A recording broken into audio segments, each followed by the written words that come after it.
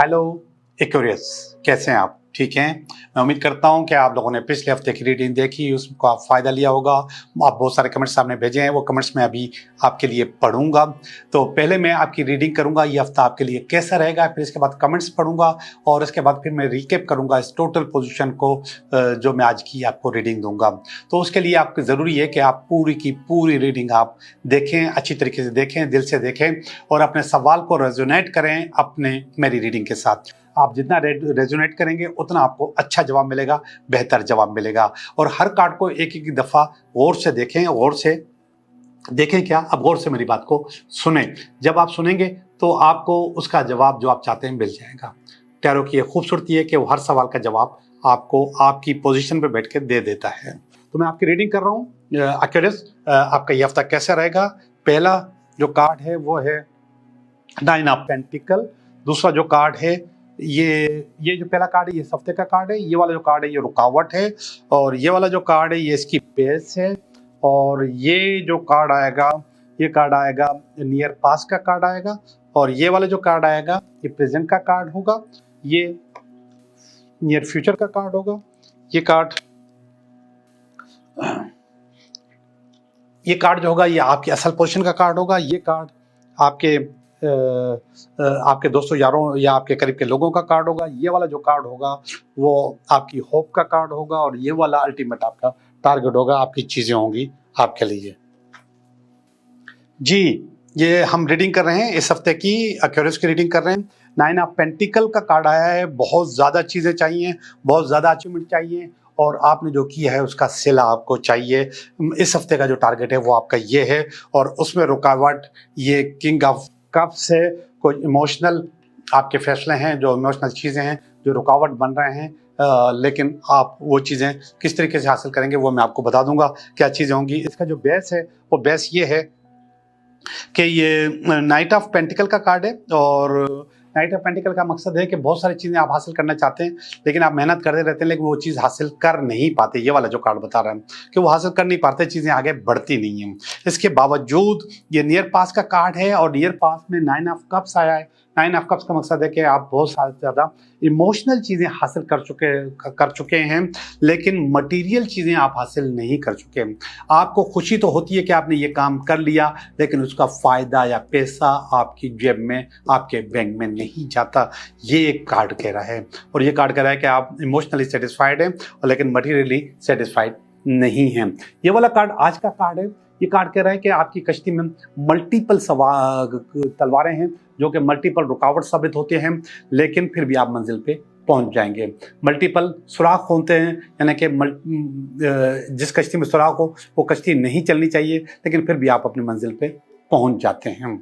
The justice का card आया है। इंसाफ होगा, जरूर होगा। तो इंसाफ का कार्ड आया है, मगर इंसाफ के लिए आपको अपने साथ सख्ती करनी पड़ती है, अपने आप को बैलेंस करना पड़ता है। तराजू का कार्ड आया है। और इसके अलावा थोड़ी सी चालाकियां दिखाने का कार्ड होता है कि आपके साथ इंसाफ होगा। आप अपने साथ इंसाफ करें, चीज़ें खुद ब खुद आपके साथ इंसाफ करेंगी।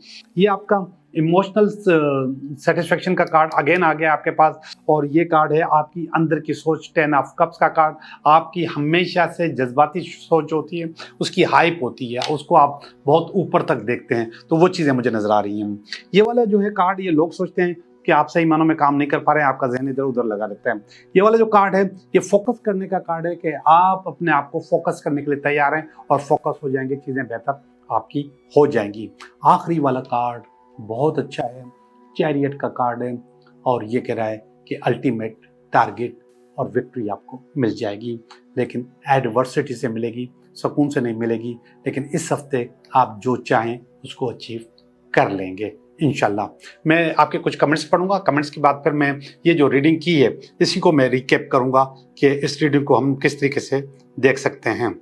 ठीक है जी, ये पहला वाला जो सवाल है ये लिखा है, मेरा नाम शबीना है, मेरी डेट ऑफ बर्थ ये है, मेरी शादी हुई है, मेरी लाइफ में मेरी कोई प्रॉब्लम है, कई प्रॉब्लम है, घर में बेचैनी है। बेटा ये जो आप कह रहे हैं बेचैनी है और कई प्रॉब्लम है, इसका मकसद है कि ये चीज़ें ज़िंदगी का हिस्सा होती हैं, इसको आप ज़िंदगी से निकाल नहीं सकती, इनको कम कर सकती हैं। और कम करने में सबसे बड़ा किरदार आपकी अपनी सोच होती है कि आप प्रॉब्लम को प्रॉब्लम समझते हो तो वो आपको प्रॉब्लम ही नज़र आएगी।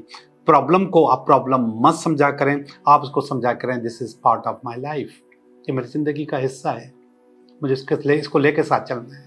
और बाज़ औक़ात जो ख़वातीन होती हैं, ज़ाहिर बात है कि जब आपकी शादी होती है तो आप अपना घर छोड़ के दूसरे घर में आते हैं। जब आप दूसरे घर में आते हैं तो आपके पास मल्टीपल प्रॉब्लम्स होती हैं, बहुत ज़्यादा प्रॉब्लम्स आती हैं। अब वो जो मल्टीपल प्रॉब्लम्स होती हैं ना, उसमें फिर आप कहते हो कि मैं सैक्रिफाइस कर रही हूँ, मैं कुर्बानियाँ दे रही हूँ और आगे भी कुर्बानियाँ देते रहना है, तो उस ऐसा मत सोचा करें।